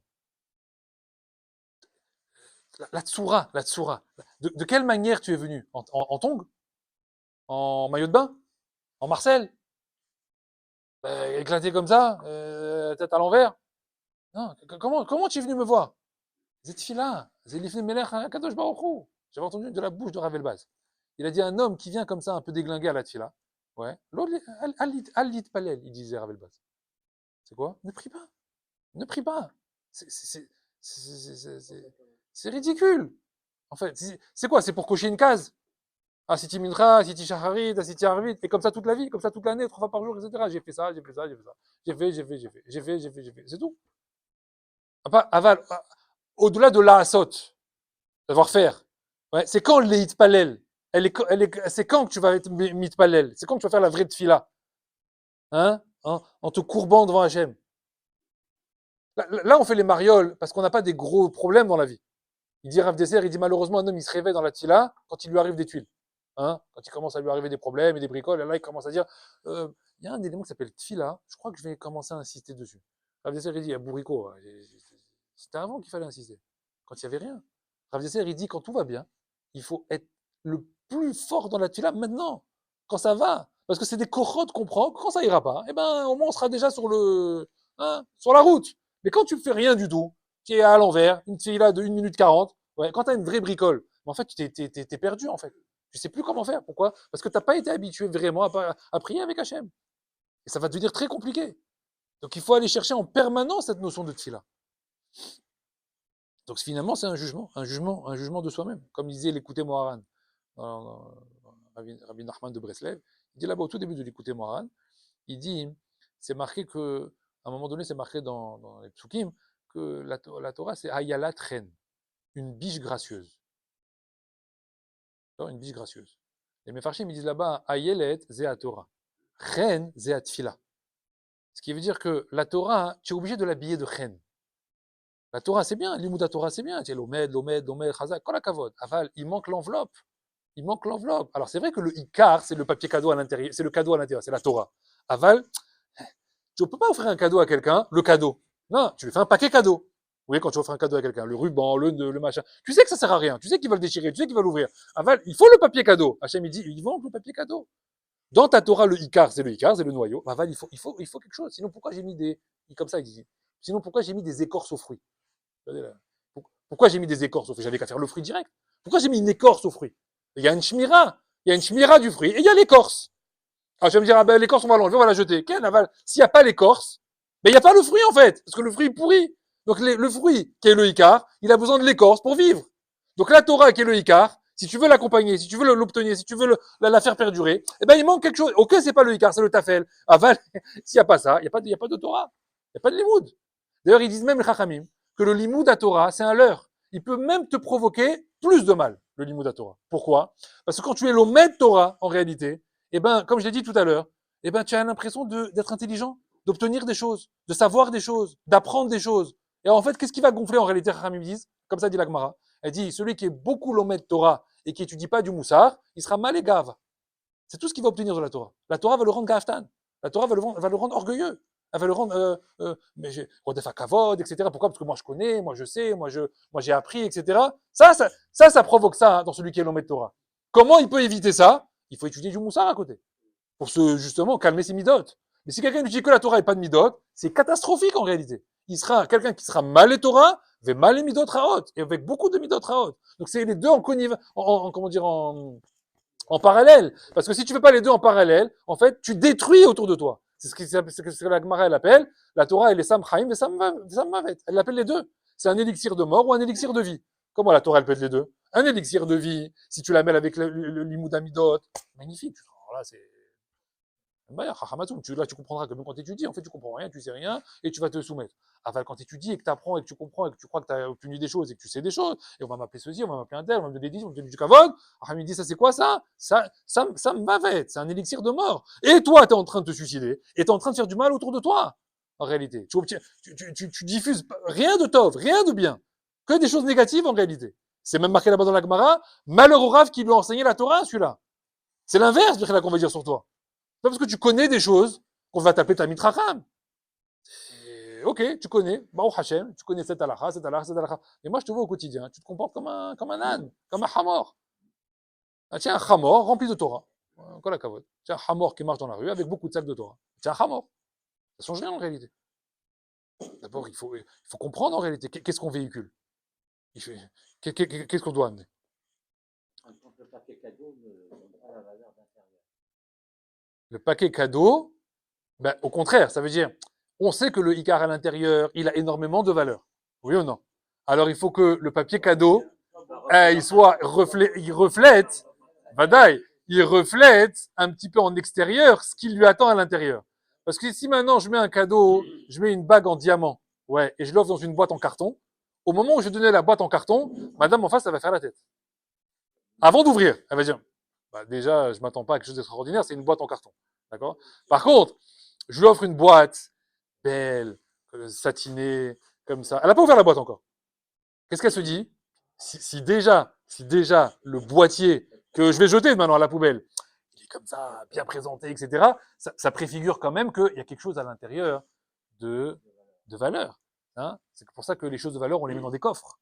Hein, on les enferme, etc. Tu caches pas une bague qui vaut 1 milliard au fond d'un sac de couchage dans le grenier, quoi. Non. D'accord? Le Sefer Torah, il a une belle robe. C'est ça, exactement, voilà. On enjolive le toit. Aval, est-ce que c'est le Icar? Non, c'est le Tafel. La Tfila, c'est Tafel par rapport à Torah. C'est pour ça que la Gemara, elle l'appelle Torah Chaye Netzach, c'est la vie éternelle. Tfila Chaye Sha'a, c'est la vie temporaire. Donc on voit qu'il y a une différence entre les deux. Aval, Torah, Blit, Tfila, il n'y a pas de Torah. C'est obligatoire pour la Torah, mais c'est pas le Icar. Le Icar, c'est Torah. C'est incroyable. D'accord? Donc ça, il faut comprendre. Donc la tefila, c'est comme un véhicule. Hein? Elle sert à amener la chose, pour la présenter. Donc il faut comprendre de quelle manière il faut prier. Qu'est-ce que je dois développer à l'intérieur de la tefila?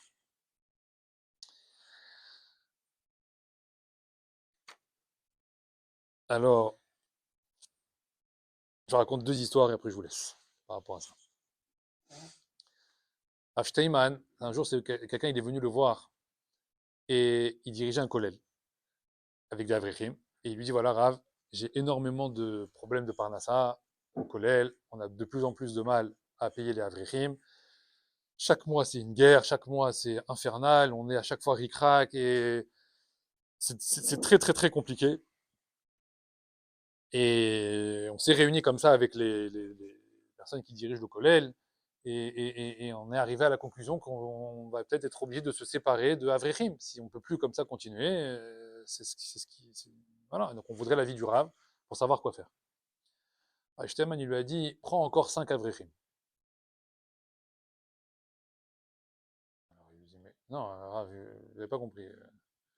Je vous ai dit, j'arrive pas à payer les Avrechim que j'ai, je ne vais pas en prendre 5 autres. Shamash, il était à côté, il a dit, tu prends 5 Avrechim, après tu veux la réponse, tu as eu la réponse, maintenant fais ce que tu veux. Bon, quelqu'un de très Yerishamaïm, etc. Il a dit ce qu'il a dit le Rav, je vais faire. Il a mis une annonce, cherche Avrechim, etc. Évidemment, il a eu plein de candidats, machin, nanana. Shem Yarazor. Il a embauché 5 Avrechim, comme le Rav lui a demandé. Très bien. Dans les 5 Avrechim, il y a un de la famille des Avrech qui a appris que son neveu ou son cousin, je ne sais pas exactement, était rentré dans une yeshiva très méforsam, très sérieuse, etc. Et lui, Baruch Hashem, il habitait aux États-Unis et il avait beaucoup de moyens. Il s'est mis en relation avec le Rosh Yeshiva, il dit voilà, je suis l'oncle de tel élève que vous venez de prendre dans votre Yeshiva. Il dit ah oui, exactement, on vient de l'accepter. Il dit voilà, écoutez, moi, Baruch Hashem, Laïnara, j'ai beaucoup de moyens là-bas aux États-Unis. Je voudrais à partir de maintenant vous financer toutes les dépenses du collège. Il dit, comment ça, financer toutes les dépenses du collège? Il dit, vous me dites le montant que vous avez besoin tous les mois, je vous fais un virement régulier, comme ça, vous êtes tranquille. Inch'Allah, il n'y a plus d'agot, plus de problème, et je vous finance tout le collège. Quelle force! Ken, il est comme un fou. Le lendemain matin, qu'est-ce qu'il fait? Il va voir Hachtéman. Il n'en croyait pas. Il ne croyait pas ses yeux. Il va voir Hachtéman, il dira, vous vous souvenez de moi, je suis venu il y a un mois, etc. J'ai suivi ce que vous m'avez demandé, j'ai fait venir des Avrichim, on a embauché 5 nouveaux, parmi les nouveaux, il s'est passé comme ça, comme vous avez dit, etc. Incroyable. Et maintenant, il va nous financer le collège, c'est impressionnant, quelle force il a le Rav, etc. Le Rav, il le regarde, il lui dit, prépare-toi à licencier 10 Avrichim.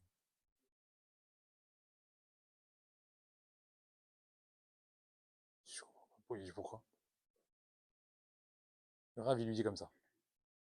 Quand tu es venu me voir la première fois, j'étais à la Rehov, hein, en galère. Difficile, etc. Il n'y avait pas d'argent. En qui tu avais confiance? Tu t'en remettais à qui? Rien qu'à Hachem. Hein, parce que c'était que Bédérechnes. Il n'y a pas d'argent. Donc il faut bien que l'argent vienne de quelque part. Donc qu'est-ce que tu demandais? Hachem, aide-moi. Hachem, je t'en prie. Hachem, je te prie. Un qui vient et donne un petit don de 26, un 26, un autre 26, un autre 26, etc. Mais Hashgar Haprati, Takash Baruch Hu, Hachem, il s'occupait de toi. Donc tu croyais que en qui? Edon Milevado. Comme Yad Hachem. À partir du moment où ce riche-là, il est venu, qu'est-ce que tu viens de me dire là? Qu'est-ce que tu viens de me dire? Ah, j'ai plus de Nahat, j'ai plus de Dagot. Maintenant, j'ai que du Nahat. Maintenant, tout va bien. Parce que ce riche-là, hein, il va me financer tout le kollel. Ah, donc tu crois plus que ça vient d'Akadosh Baruch Hu? Les problèmes, ils vont arriver. Tu auras plus rien. Il faudra licencier d'Avri. Chachamim, ils disent, les Dagot, elles viennent quand tu mets pas tes mains dans Hachem. Les problèmes, ils arrivent quand tu mets tes mains dans les mains de quelqu'un d'autre. Alors, des fois, tu vas te dire, mais quand je suis que dans les mains d'Hachem, des fois, c'est compliqué. Ken, aval, ça marche? C'est dur, mais ça marche. Parce que c'est que dans les mains d'Hachem. Ça marche? Oui ou non? Mais c'est compliqué. Il faut travailler là, il faut dire là, des fois, il faut se dire demain matin, je sais pas. On verra demain. Demain est un autre jour. Et puis, hop, pitom, il y a un truc qui s'est passé. Tu dis, ah, bah, bon, bah voilà, je sais pas quand. Mais, Kol met Hachem. C'est que tout peut venir, de toute façon, ça peut venir que d'Hachem, parce que de toute façon, la situation, elle est tellement catastrophique, que de toute façon, c'est pas possible sans la main d'Hachem. Mais quand tu arranges tout bien, dans l'amazé, et là, t'as mis ça comme ça, et là, comme ça, et là, comme ça, tout est prévu bien, il n'y a plus Akadosh Baruch. Il dit, là, les problèmes, ils vont commencer à arriver dans ta vie. Ça, c'est le problème qu'on a sans arrêt. C'est bien d'essayer de tout arranger. C'est bien d'essayer de tout cadrer. Mais le problème, c'est que ça nous détache de quoi? Qu'il y a une ashgaha d'Akadosh Baruch Hu à chaque millimètre de tout ce qu'on fait. Il n'y a rien qui vient des autres. Ça n'empêche pas l'idée que Hachem, il a demandé qu'on ait de la hakarat atov envers les shlichim qu'il nous a envoyés. D'accord? Il nous a envoyé des chaliards, des envoyés, qui nous ont donné de l'argent comme ça, une aide comme ça, une autre. Alors qu'est-ce qu'on a? Nous, on a une mitzvah de hakarat atov, de remerciement à cette personne-là, parce qu'il s'est déplacé, parce qu'il a pris son temps, parce qu'il a donné son argent, kol hakavod. Aval, zélo attache. C'est pas toi qui as donné. Et si toi, demain, tu me dis, eh ben, si c'est comme ça, je donne plus, ne donne plus. Hachem, il enverra un autre chaliard. Ne pose pas, j'ai pas de dagot par rapport à ça. C'est ou toi. Hachem, il t'a donné le srout, que ce soit toi. Tu veux plus que ce soit toi, donneras le srout à quelqu'un d'autre. Nbaya, c'est pas grave. Pas grave. Si toi, tu comprends que tu as un srout de donner, mais tu ne comprends pas, j'ai pas d'inquiétude par rapport à ça. Mais si maintenant je commence à dire, ah non, tout dépend de toi. Ah non, tout ne dépend que de toi. Hachem me dit, et moi alors? Quoi, ça dépend plus de moi? Hachem, 2 secondes. Je parle avec monsieur Hachir, là. Hein, monsieur riche, là, il va me donner la parnassa, etc. Il faut que je parle avec lui. Ah, Hachem me dit, j'ai compris. Les dagot, elles vont venir. Tu verras. Et tu ne sauras pas comment t'en sortir. Akol me et Hachem. Ze atfila. Atfila, c'est moi qui m'apporte devant Akadosh Baruch Hu. C'est moi la tfila. D'accord, vous comprenez? C'est moi le korban. Hachem, il dit, pourquoi la tfila, elle est mieux qu'un korban? Parce que dans le korban, il y a un korban. C'est pas moi en réalité. Il y a une tmoura. Je l'ai remplacé avec quelqu'un d'autre que moi. D'accord? Donc le korban, il a une ma'ala, mais elle est limitée. Parce que j'ai un élément extérieur à moi. Hachem, il dit, il y a mieux que le korban. Il y a toi en réalité. C'est pour ça qu'Hachem dit que dans le korbanot, il y a 5 niveaux. Hein, il y a les 4 éléments. Le domem, le tzomeach, l'animal. Et en fait, le dernier niveau, c'est quoi? Le 4e niveau, Michila, c'est quoi? C'est Adam. C'est l'humain en réalité. Comme ça, on dit. C'est quoi les 4 éléments? C'est le domem, l'inerte, le tzomeach, le végétal, l'animal et l'humain. Oui, au misbiach, on apporte tout ça. Il y a le domem. on met du bois, on met du sel, etc. Tout ça, c'est quoi? C'est de l'inerte. Après, il y a du végétal, on apporte des fruits, on apporte de la farine, etc. Et après, il y a quoi? Il y a l'animal. Ouais, il est où Adam? Il est où l'humain? Il est où l'humain? Ben non, il y a le korban. Qu'est-ce qu'il y a marqué ici? Adam qui yakriv mikem. Lorsque l'homme, il s'apportera mikem. C'est lui, en fait, qu'Hachem il veut. Le problème d'un korban au Beth Amikdash, c'est qu'après vous dites, j'ai apporté un veau, j'ai apporté un taureau, j'ai apporté une tourterelle. Hachem dit, et toi? Non, mais après je suis parti, j'ai été faire mes courses. Tranquille. Ken, il vient Rabbi Elazar, il dit, il y a une mala au-dessus du korban. C'est laquelle? C'est la tfila. Parce que la tfila, c'est toi qui viens devant Hachem, Ani korban. C'est moi le korban. Ani mitpalel. Je prie, le jugement, il est sur moi-même. Ça, je peux pas le sentir si j'apporte un élément extérieur. Voilà, je suis devant Hachem, bien, j'ai rien dans les mains. Alors Hachem dit, tu es venu m'apporter quoi? Quand tu fais la Hamida, Hachem dit, tu es venu avec quoi? Tu viens pas les mains vides. Tu as un invité, et tu viens les mains vides. Ah, elle est belle, celle-là. Où t'as vu ça? Qu'est-ce que tu dois lui dire à Hachem? Non, Hachem, je suis pas venu les mains vides. Ah, t'es venu avec quoi? Je suis venu avec moi. C'est moi-même, en réalité, que je suis venu apporter. Seulement, le problème, c'est quoi? C'est que dans la tfila, est-ce qu'on est là? Est-ce qu'on est là dans la tfila? Est-ce qu'on est concentré dans la tfila? Est-ce qu'on s'est préparé à la tfila? Est-ce qu'on est présent, Bichlal? Ou est-ce qu'on fait Hachem, Sata, Shita, Rufi, Giti, Latera, je viens, Jacadol, Chaim Mitim, Dahat, je viens, Ose Shalom, Ibroma, voilà. Alors, nous Hazara? Non? Hazara, alors? Non? T'es gentil, t'as fait 1 minute 40 de tfila, quoi, tu peux pas nous laisser prier un petit peu? Atamit Palel? Vraiment, Bémet, tu penses que Atamit Palel? Zé tfila? C'est ça, tfila? Zé Korban! Tu comprends? Korban? C'est que là, tu étais sur un misbéyah. Tu as senti les flammes? Tu t'es senti brûlé, là, devant Hachem? Mais Hachem, c'est Melech Malchem Melachim, Esh Ochelet Esh. C'est un feu dévorant. Tu t'es senti cramé, là, au moment de ta tfila? Non, moi, je suis bien, je suis détente, tranquille. Je suis même un peu pressé, là. Il faut peut-être qu'il se dépêche un peu le Hazan, là, parce qu'il faut que j'y aille, là. Aucune titre là à voûte. Zélo mitpalel, zélo tfila. Arrête de te mentir. C'est pas une tefila. C'est pas ça une tefila. Ce n'est pas une tefila. C'est une lecture. Voilà. Tu as lu un texte. Quand la cavote, tu sais lire. Tout le monde a vu que tu sais lire. Et même quand tu es Hazan, tout le monde a remarqué que tu savais bien lire le texte. C'est bien, tu sais lire le texte. Mais c'est pas une tefila. Ça s'appelle tefila. Mihila, je suis désolé. Hachem, il a pas dit, c'est kriyat. C'est pas kriya. C'est tfila. C'est un autre mot. Et tfila, c'est korban. Misé à korban, ani à korban. C'est moi le korban.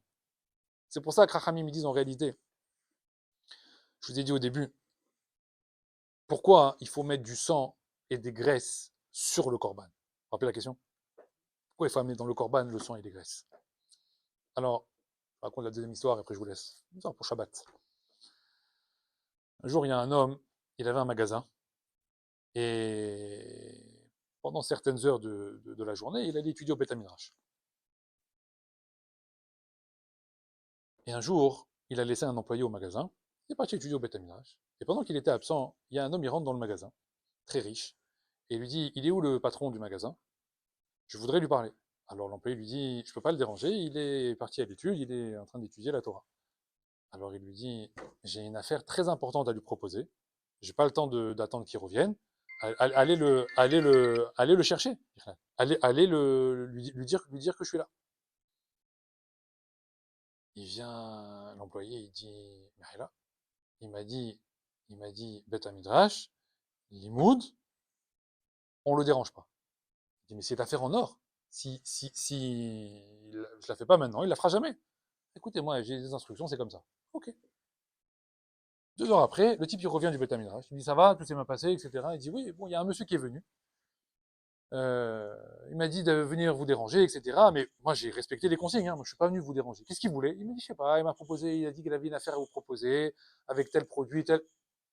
Je dis quoi? Et vous n'êtes pas venu me chercher? Il dit, bah non, vous m'avez dit que vous êtes à l'étude, on vient pas vous chercher. Mais vous êtes malade. Mais vous êtes des fous. Mais j'étais un fou.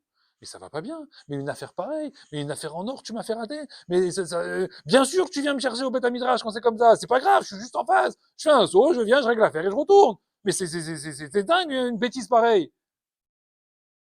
Ok. Une semaine après, il était absent au Beth Midrash. Qui c'est qui rentre au magasin? Un collecteur d'impôts. L'huissier. L'huissier pour les impôts. Il vient, hein, et il dit, je voudrais parler au propriétaire du magasin. Il dit, ah, il est pas là, il est en face au Beth Amikdash. Il dit, bon, alors il faut aller me le chercher. Il dit, c'est pourquoi? Il dit, moi je suis huissier pour les impôts, il faut absolument que je parle aujourd'hui, je peux pas repasser, c'est une affaire urgente. Ah, affaire urgente? Pas de problème.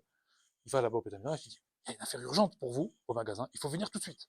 Ah, voilà. Et ouais, oui, bien sûr, quand il y a une affaire urgente, je viens. Il prend ses affaires, il court, et il vient. Et il arrive, il dit, oui, vous êtes, je suis l'huissier pour les impôts. Il regarde son employé, il dit, mais c'est un fou, celui-là.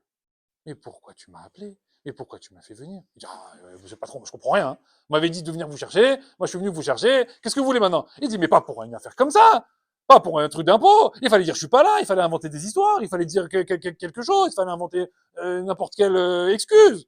Mais pourquoi tu viens me chercher pour une chose pareille? Oui, je comprends rien en fait. Hamim, ils expliquent, dans la Torah, il y a deux catégories. Les mitzvot positives et les interdits de la Torah, qu'on appelle mitzvot négatives, les lavim. On nous demande quel mida, quel trait de caractère il faut pour accomplir les mitzvot positives de la Torah. Les mitzvot positives, ça veut dire toutes les mitzvot qu'on nous propose de faire. Mettez tefillin, fais loulav, mange la matzah, positive. Ça veut dire qu'en gros, ce sont des mitzvot, on nous propose de les faire, mais il n'y a pas de punition derrière, il n'y a pas de onshim derrière si on ne les fait pas. On n'a pas transgressé quelque chose, on n'a pas fait une mitzvah, on a raté une mitzvah. Hamim, ils disent que pour accomplir une mitzvah positive de la Torah, la mida essentielle qu'il nous faut, c'est quoi? C'est la zrizout, c'est l'empressement, c'est l'envie, c'est la rapidité d'action. La mitzvah, elle se présente, il faut la faire tout de suite. D'accord? Maintenant, dans les interdits de la Torah, quand il y a une avéra qui se présente, quelle mida il faut développer pour ne pas transgresser? Quelle mida il faut avoir pour ne pas avoir envie de transgresser la avéra? Hamim, ils disent, atsalut, la nonchalance, la paresse. Hein, la avéra, elle se présente. Oh non, j'ai pas envie aujourd'hui de fauter. Non, j'ai pas envie de faire cette avéra. Non, je suis fatigué. Il fait pas beau. Tout. Mais viens, on va aller à tel endroit et tout, c'est super. Non, j'ai pas envie. Bon. Viens, on fait telle mitzvah. Ah ouais, super, top. Zrizout. Shkaba poker. Lève tôt le matin, etc. Ça, c'est mitzvah. Chachamim, malheureusement, qu'est-ce qu'on fait? Malheureusement, on fait l'inverse. On fait exactement le contraire. Quand il y a une mitzvah positive qui se présente, hein, viens à la tila, viens au limo, viens ceci, ah, il pleut, il fait froid, j'ai pas envie. Là, c'est le paresseux qui parle. Là, tu as mis ta paresse au service de quoi? Je fais pas la mitzvah. Quand la avéra, elle se présente, ça risque. Hein? Alors là, il y va, là. Hein, faire telle bêtise. Là, là, t'es le premier, là, t'es sur la ligne d'arrivée, t'es en tête de ligne. Zrizout. Tu as inversé les midot. La zrizout qu'il fallait dans les mitzvot, tu l'as mis dans les averot. La paresse et la nonchalance qu'il fallait mettre devant la avera, tu l'as mis devant une mitzvah qui s'est présentée. Hamim, il dit, c'est quoi le sang et les graisses que tu mets sur le korban? C'est parce qu'à chaque avera, en réalité, c'est parce que tu as inversé zrizout et paresse. Chaque avera qui s'est présenté en réalité devant toi, en réalité, c'est parce que tu as mélangé zrizout et paresse. C'est quoi le sang? Le sang, c'est la vitalité de l'homme. C'est l'énergie de l'homme. Hamim dit, c'est quoi le sang? Adam, c'est un nefesh. Et c'est quoi le sang? C'est la zrizout. C'est ce qui va donner l'impulsion à l'homme, l'envie d'agir. Ça, c'est le sang que tu mets sur le misbéyar. Tu dis au moment de chaque korban, j'ai mal utilisé ma zrizout. J'ai mal utilisé mon empressement. Je l'ai utilisé pour les averot, Hachem. Et qu'est-ce que j'aurais dû utiliser devant la avera? Hein? La paresse. C'est quoi la paresse? La graisse. La graisse. C'est quelque chose qui est lourd, la lourdeur, etc. L'inaction, comme ça. Ça, tu aurais dû le mettre devant la avera. Mais seulement tu as fait la avera si tu es devant le korban. C'est que la avera, elle est passée en réalité. Donc la paresse que tu aurais dû mettre, eh ben, tu l'as mis aux oubliettes. Et la zrizout qu'il fallait pas avoir, eh ben, tu l'as mise. On met les deux éléments sur le korban pour dire que c'est sur ces deux éléments-là, en réalité, qu'on a inversé, que la avera, elle a pu avoir lieu. À chaque korban, à chaque avera, avant chaque tefila, devant Akadosh Baruch Hu, il faut toujours vérifier ces deux midot. Quelles zrizout je mets dans les mitzvot? Est-ce que je fais bien dans la avera, à ce présent? De quelle manière j'évite la avera? Il faut que toutes les raisons du monde que j'avais dans les mitzvot, il faut que je les mette au moment où la avera, elle arrive. Il fait froid, j'ai sommeil, j'ai pas envie, dis ces mots-là quand la avera, elle se présente. Et tu verras, tout va bien se passer en réalité. C'est comme ça que tu vas repousser. C'est comme une taroula, tu arnaques le Yetzirara. Ça arrive juste sur ta zrizout. Allez, viens, on va fauter, viens. On va faire ça, viens. Ah ouais, c'est génial, ouais. Il joue sur ta zrizout. Ah, toi, tu dois être attentif. Non, il sert à rien, j'ai pas envie. Aujourd'hui, c'est fatigant aujourd'hui. Hein. C'est pas une belle journée pour fauter. Hein, tu dois Chachamim me dit, voilà la différence qu'il y a entre Korban et Tefila. Korban, c'est quoi? C'est que au Beth Amikdash. C'est que à un seul endroit. Chachamim me dit que le Korban, tu peux pas l'apporter tout seul. Tu as besoin d'une tierce personne. Si le Kohen il est absent ce jour-là, comment tu apportes ton Korban? Tu peux pas en fait. Tu as besoin de quelqu'un d'autre pour apporter ton Korban. Tu es dépendant de quelqu'un d'autre qu'Hachem. Si le Kohen ne veut pas te l'apporter, monsieur, c'est fermé aujourd'hui. C'était 18h. Nous, on ferme à 18h. Hein. Beth à Tabahim, là-bas, l'abattage, il est fermé. Il n'y a plus d'abattage, monsieur. T'es grillé, en fait. Il faut griller, c'est ce qu'elle veut dire. Il faudra revenir le lendemain. Le Korban, il explique quelle faute? Que les fautes shogeg. Que les fautes shogeg. C'est quoi shogeg? C'est les fautes involontaires. C'est ça, les korbanot. Est-ce qu'il y a des korbanot pour les fautes volontaires? Il n'y a pas de korban pour les fautes volontaires. Ça n'existe pas. Les seuls korbanot qui existent, c'est quoi? C'est les fautes involontaires. Chachamim, ils vont dire la tfila, tu peux la faire où tu veux. Tu peux la faire quand tu veux. Tu as besoin de personne d'autre. Il n'y a que toi, en réalité, qui peut prier. Tu peux demander à Kadosh Baruch Hu de te pardonner des fautes involontaires, volontaires, même méside. Qu'est-ce qu'on dit à Kippour? Tu nous pardonnes à la zédonote, sur nos adon, quand on est méside, par Hachem, pardonne-nous. Mais il n'y a pas de korban de zadon. Il n'y a pas de korban quand tu es méside. Quand tu es méside, tu te débrouilles à l'époque du Beth Amikdash. Aval tfila, même méside, tu peux devenir devant Hachem et dire Hachem, j'ai fauté, méside. Mais avec Parim, c'est faté, non? Ça veut dire, c'est mes lèvres qui deviennent Bichlal le korban. Ça Hachem, il dit, c'est pourquoi je vais accepter ça? Parce que Ata Korban.